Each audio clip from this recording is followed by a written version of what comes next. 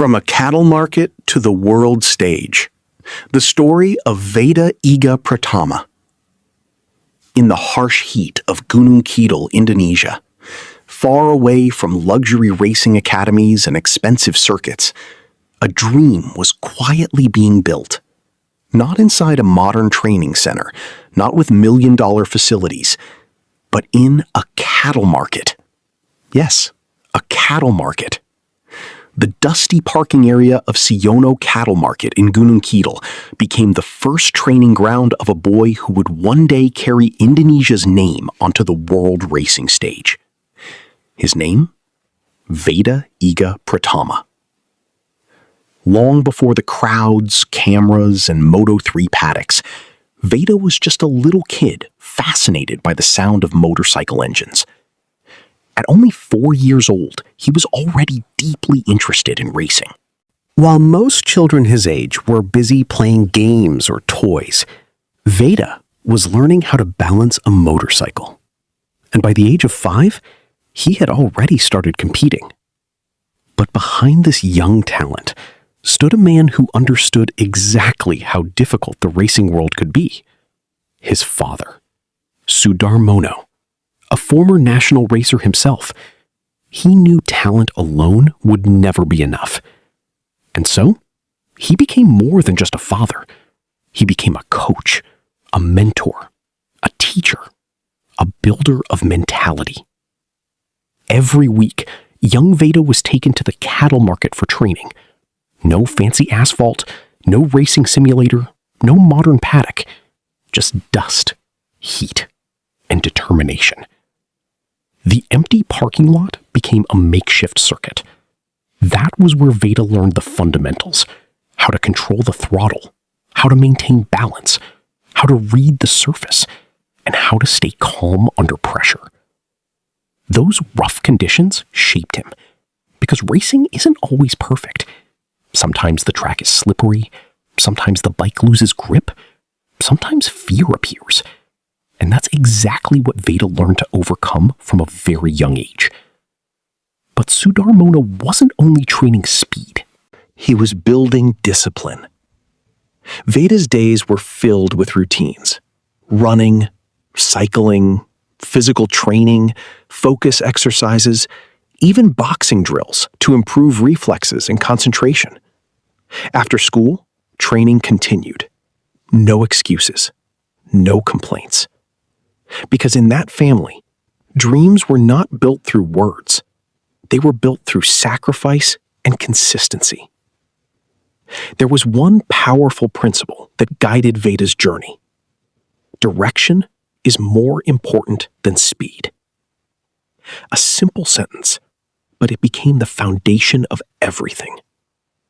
The family understood that MotoGP was not a shortcut dream. It required patience, step by step. That's why Veda didn't immediately ride big motorcycles. He started with small bikes, learning technique first. Because the goal was never style. The goal was mastery. Slowly, the results began to show. Veda started winning local races, then national competitions, and eventually, he entered Honda's racing development program. That moment changed everything. The small boy from Gunungkidul was no longer just racing for fun. Now, he was chasing the world stage. But the road was never easy. There were crashes, pain, pressure. At one point, Veda even suffered a broken leg before an important race. For many riders, that could have ended the dream. But not for Veda. Because mentally, he had already been forged in difficult conditions since childhood. The cattle market had already taught him one important lesson. You keep going, even when conditions are far from perfect. Then came the international stage. And suddenly, the world began noticing this Indonesian teenager. Podiums started coming. Strong performances appeared. people began asking, who is this kid from Indonesia? And perhaps the most beautiful part of the story was that Veda never changed. He stayed humble, focused, disciplined. Even while studying and training abroad in Spain, he continued working harder every single day.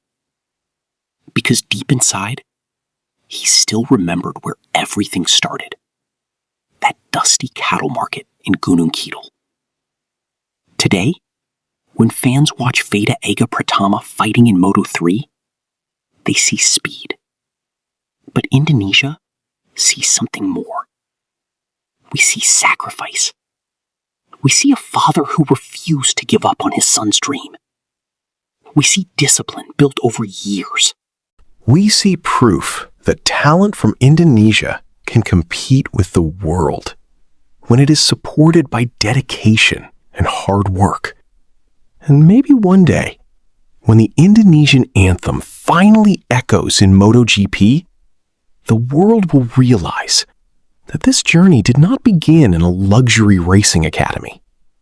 It began with a little boy riding a motorcycle in a cattle market, dreaming far beyond the hills of Gunungkidul.